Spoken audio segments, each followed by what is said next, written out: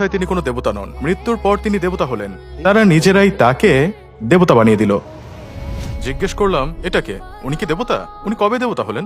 মুহূর্তেই তারা কণ্ঠস্বর উঁচু করে বলে, যথেষ্ট হয়েছে, আর কোনো প্রশ্ন নয়। তো আমি আমার বন্ধুকে জিজ্ঞেস করলাম, মুসলিম হিসেবে তোমরা কিসের উপাসনা করো?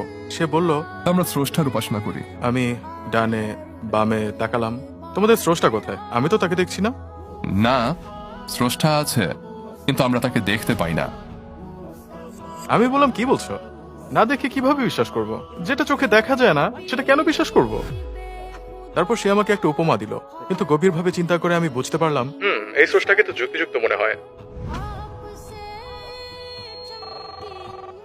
কিন্তু একদিন আমি মাকে জিজ্ঞেস করলাম, মা, আমি ডিসেম্বরের শুরুতে মক্কায় যাচ্ছি, তুমি কি আমার সাথে মক্কায় যেতে চাও? হ্যাঁ, অবশ্যই আমি যেতে চাই। মা, কিন্তু মক্কায় তো অমুসলিমরা ঢুকতে পারে না। কোনো উত্তর ছিল না, কোনো জবাব নেই। তিনি শুধু কাঁদতে শুরু করলেন আর বললেন, আচ্ছা। তারপর বললেন, তাহলে ঠিক আছে, আমি মুসলিম হয়ে যাই।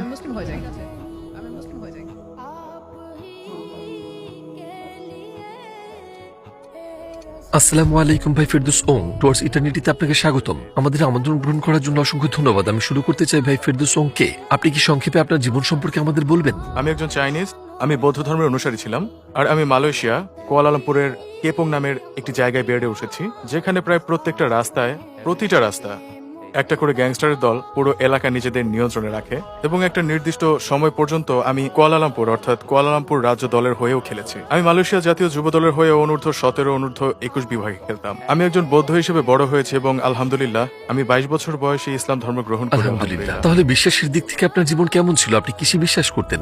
মুসলিম হওয়ার আগে আমি বৌদ্ধ ছিলাম, আমি বৌদ্ধ ধর্মে বিশ্বাস করতাম, কিন্তু এটাও সত্য যে আমি কখনোই বৌদ্ধ ধর্মগ্রন্থ পড়িনি। আর আমার মনে হয় বেশিরভাগ চাইনিজ বৌদ্ধই কখনো তাদের ধর্মগ্রন্থ আসলে পড়েই না, কারণ আমাদের সেগুলোর সাথে পরিচয় করিয়ে দেওয়া হয় না।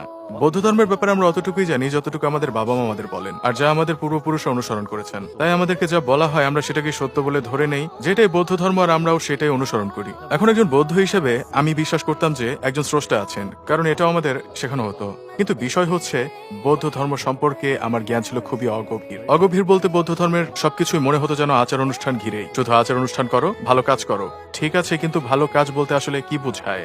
স্বতন্ত্রভাবে আমি স্রষ্টায় বিশ্বাস করি, কিন্তু মুসলিম হওয়ার পর আমি বুঝতে পারলাম বৌদ্ধ ধর্মে আসলে স্রষ্টার ধারণা নেই। তারা একই সাথে বৌদ্ধিজম, তাওয়িজম, কনফুসিয়ানিজম এছাড়াও চীনা লোকজ ধর্ম অনুসরণ করে, আবার পূর্বপুরুষদের পূজা সহ আরো অনেক কিছু করে। তাই আমি বিশ্বাস করি একজন চাইনিজ, একজন